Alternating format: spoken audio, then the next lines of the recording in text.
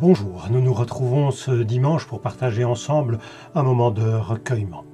En ce dimanche qui suit l'Épiphanie, il nous est proposé de réfléchir sur les textes qui nous relatent le baptême de Jésus. Nous découvrirons ce qu'il apporte de neuf au monde en cette époque-là. Mais nous voulons commencer notre temps de recueillement par une prière pour le Nouvel An. Nous sommes encore proches de cette fête et d'après la tradition, paraît-il, nous pouvons partager nos vœux et souhaits jusqu'à la fin du mois. Pourquoi ne pas le faire avec cette prière qui a pour titre Vitrail?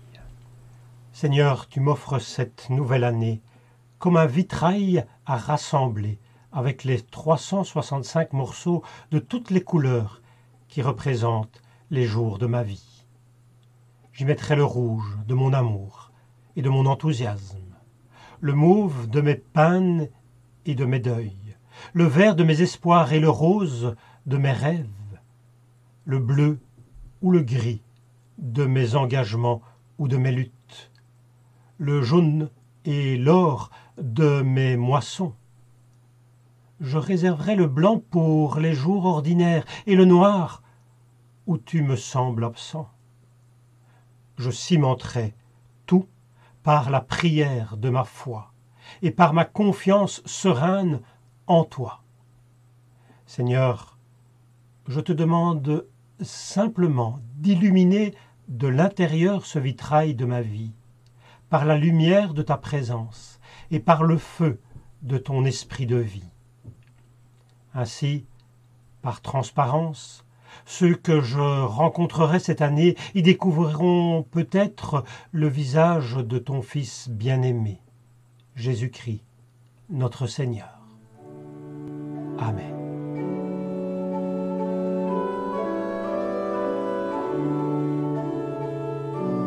Partageons un moment de louange avec ce psaume.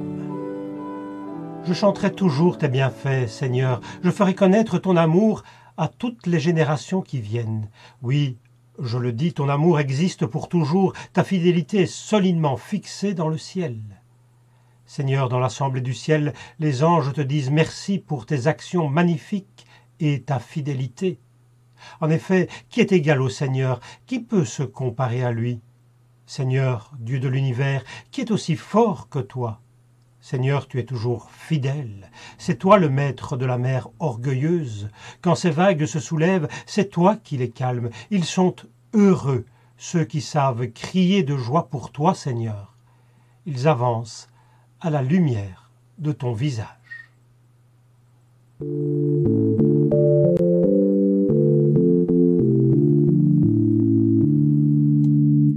Oh, que ces choses belles de te louer, Seigneur, de chanter ta splendeur au milieu des fidèles. Quand le jour vient de naître, d'annoncer ta bonté et ta fidélité quand la nuit va paraître. Tes œuvres surprenantes ont réjoui mon cœur, et je dirai, Seigneur, leur sagesse étonnante. Tes pensées sont profondes, plus il les étudie, plus l'homme est interdit, ta main garde le monde. Nous lisons à présent l'évangile du jour, dans l'évangile de Marc au chapitre 1, les versets 4 à 11. Jean apparut alors dans le désert. Il baptisait et proclamait « Changez de vie, faites-vous baptiser et Dieu pardonnera vos péchés ». Tous les habitants de la région de la Judée et de Jérusalem venaient à sa rencontre. Ils reconnaissaient publiquement leurs péchés et Jean les baptisait dans le Jourdain. Jean portait un vêtement en poil de chameau et une ceinture de cuir autour de la taille. Il mangeait des sauterelles et du miel sauvage. Il proclamait « Quelqu'un qui est plus fort que moi vient après moi. Je ne suis pas digne de me baisser pour délier la lanière de ses sandales. Moi, je vous ai baptisé dans l'eau, mais lui, il vous baptisera dans l'Esprit Saint. » En ces jours-là, Jésus vint de Nazareth, une localité de Galilée, et Jean le baptisa dans le Jourdain. Au moment où Jésus remontait de l'eau, il vit les cieux se déchirer et l'Esprit Saint descendre sur lui comme une colombe. Et une voix se fit entendre des cieux. « Tu es mon Fils bien-aimé, en toi je trouve toute ma joie. »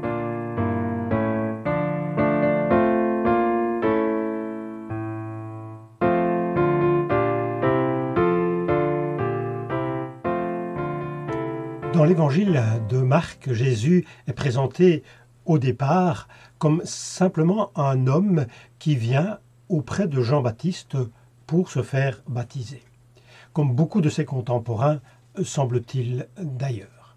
Jésus s'inscrit donc dans ce mouvement de Jean-Baptiste, mouvement que l'on qualifie de baptiste en référence avec ce rituel de purification qui consistait à se tremper dans l'eau en signe de purification intérieure. Le baptême, un geste qui signifiait que l'on était lavé, débarrassé de toute souillure de l'âme.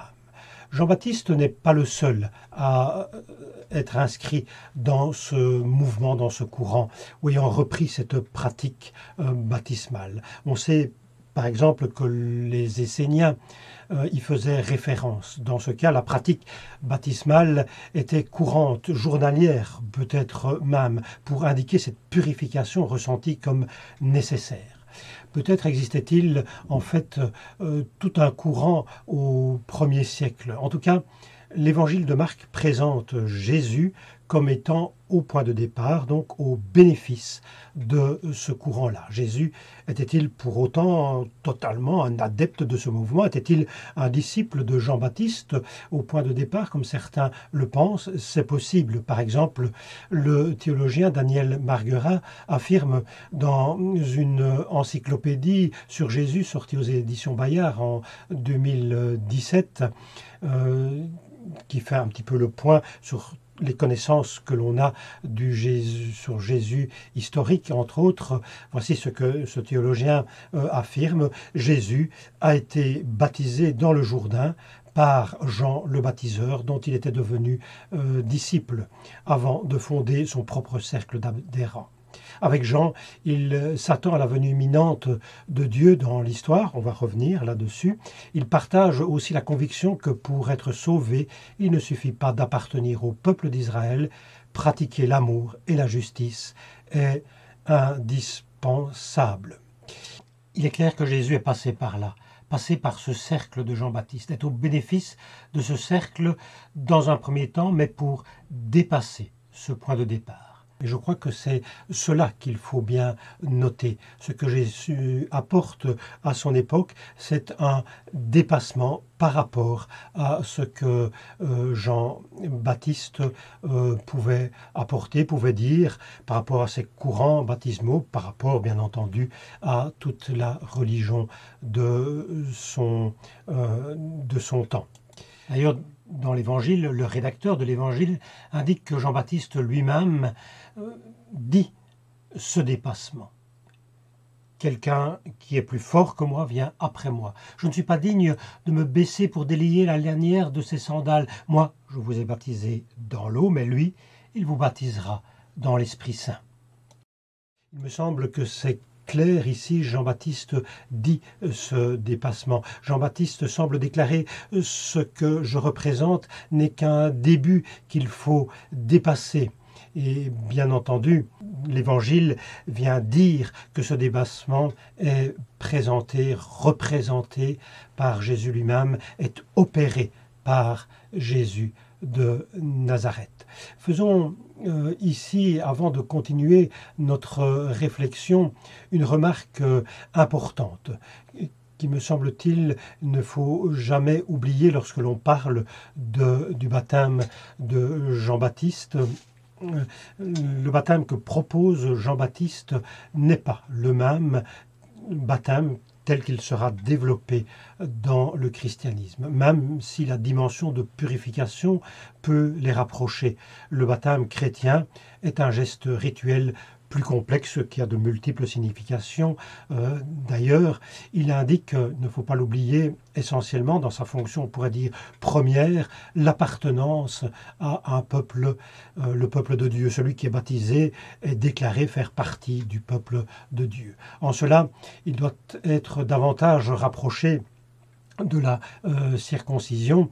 C'est du reste ce que Paul lui-même affirme. On peut reprendre ici le texte de Colossiens 2, les versets 11 et 12. Dans l'union avec lui, vous avez été circoncis, non pas de la circoncision faite par des mains humaines, mais de la circoncision qui vient du Christ et qui nous délivre de notre être pécheur. En effet, quand vous avez été baptisés, vous avez été mis au tombeau avec le Christ et vous êtes aussi ressuscités avec lui parce que vous avez cru en la puissance de Dieu qui l'a ressuscité d'entre les morts. Nous voyons ici très clairement que Paul identifie, rapproche circoncision et baptême. Revenons maintenant à notre texte du jour et soulignons que ce texte a pour fonction, me semble-t-il en tout cas, de dire que Jésus s'inscrit dans un premier temps dans le courant de Jean-Baptiste, mais va ensuite, comme on le disait, le dépasser. Et nous pouvons alors poser légitimement cette question, me semble-t-il, en quoi le dépasse-t-il? Ce dépassement est-il à trouver dans cette proclamation qui vient du ciel, comme le raconte l'Évangile? Une voix se fit entendre du ciel, et le verset 11 dit alors « Et une voix se fit entendre des cieux, tu es mon fils bien-aimé, en toi je trouve toute ma joie. » Ce titre de fils de Dieu a été repris dans le christianisme, magnifié même, notamment aussi dans le dogme de la Trinité, mais au point de départ, ce titre ne représentait peut-être pas tout cela. Il venait désigner quelqu'un simplement comme un homme de Dieu, porteur plus que d'autres peut-être de cette dimension religieuse dans son être. C'était par exemple un titre que l'on donnait aussi à certains chefs politiques. Le politique et le religieux n'étaient pas séparés à l'époque, alors on pouvait donner ce titre au pharaon, peut-être même aux empereurs romains ou d'autres encore, pour les désigner comme étant hors du commun, pour dire que eux venaient aussi quelque part d'une certaine manière du divin, pour peut-être dire aussi que leur pouvoir leur venait de Dieu ou des dieux, ou évidemment prétendument cela. Pour comprendre ce dépassement de Jésus par rapport à Jean-Baptiste, il faut peut-être rechercher plus loin alors, dans la prédication de Jésus. Et cette prédication viendra souligner la proximité du royaume ou du règne de Dieu, comme on l'a déjà dit. Mais ce qui est propre à Jésus est cette déclaration de l'ici et maintenant. C'est ici et maintenant que le royaume de Dieu est proche. Jean-Baptiste disait, cela va venir dans un futur proche. En cela, Jésus est proche de Jean-Baptiste, mais Jésus dit, ce n'est pas que dans le futur, c'est déjà ici et maintenant que c'est rapproché le royaume, le règne de Dieu.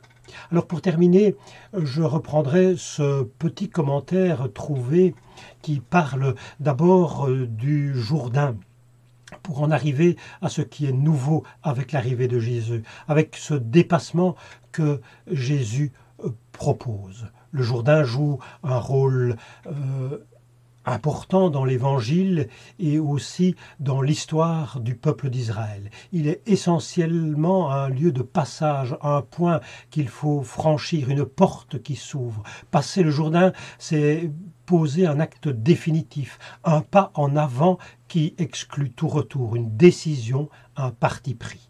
En passant le Jourdain, sous la conduite de Josué, Israël entre dans la terre promise. Jean-Baptiste propose lui aussi un passage, un choix, et l'eau du Jourdain scelle ce choix. La venue de Jésus au Jourdain va indiquer que quelque chose de définitif, de nouveau commence ce jour-là. Tu es mon fils bien-aimé. Jésus apparaît comme le premier de tous ceux qui, en sa personne, seront enveloppés par le regard aimant de Dieu, d'un Dieu que Jésus nous apprend à appeler Père, notre Père, ce Père qui veille sur chacun comme il veille sur son Fils.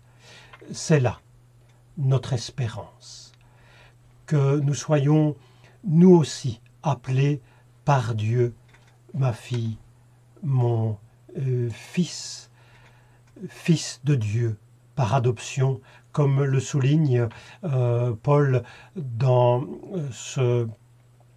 son épître aux Romains au chapitre 8, car l'esprit que vous avez reçu n'est pas un esprit qui vous rend esclave et qui vous remplisse encore de peur, mais c'est l'Esprit Saint qui fait de vous des enfants de Dieu et qui nous permet de crier à Dieu, Abba, Père. L'Esprit de Dieu atteste lui-même à notre esprit que nous sommes enfants de Dieu. C'est là notre espérance. Être proche du divin, un proche de notre Dieu. Que cette espérance nous inspire en ce début d'année. Amen.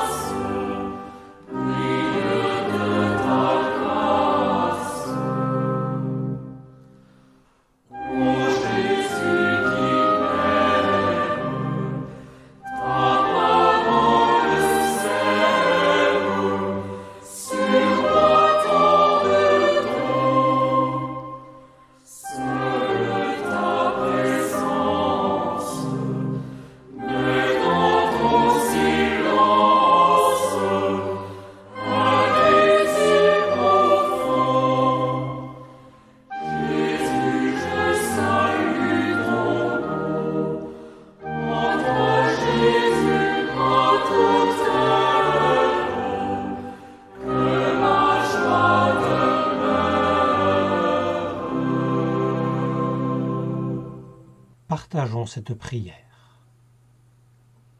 Les fêtes sont achevées, Seigneur, et notre vie à nouveau s'ouvre sur le temps ordinaire. Mais en nous brille le mystère de ta naissance, qu'une fois encore nous avons contemplé. Aussi, venant de Noël et de l'Épiphanie, partons-nous remplis de confiance sur les routes ordinaires. Car les fêtes sont pour nous des sommets de lumière, d'où nous descendons transfigurés, afin de traverser avec courage les terres banales où pourtant se joue notre existence. Avant de partir, Seigneur, sur les routes ordinaires, voici notre prière. Fais-nous la grâce, à ton Église, d'être à notre tour, à notre place, des signes discrets et clairs de ta fidèle proximité, afin que toutes nos sœurs et frères de la terre puissent te chercher et te trouver, toi, Dieu, qui as choisi la terre pour demeure d'éternité. Amen.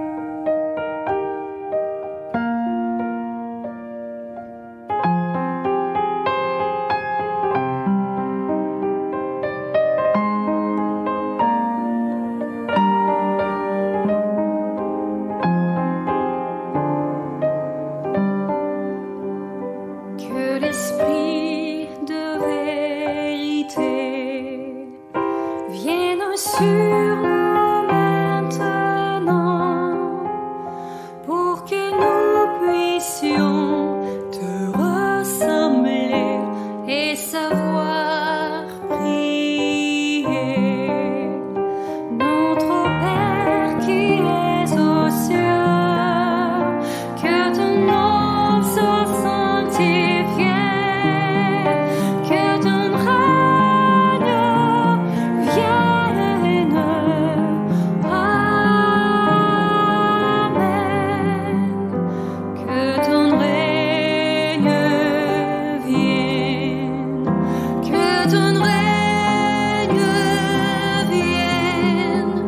Que ta volonté soit faite dans nos vies.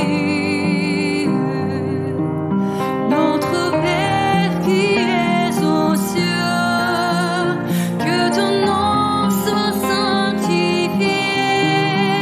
Donne-nous aujourd'hui le pain qui nourrit. Oh, pardonne-nous. Oh, pardonne-nous. Et à ceux qui nous offensent, nous pardonnons. Notre Père qui es aux cieux, que ton nom soit sanctifié. Délivre-nous du mal, garde-nous d'être tentés. À toi seul le règne, à toi seul le règne, à toi la puissance, la gloire au siècle des siècles.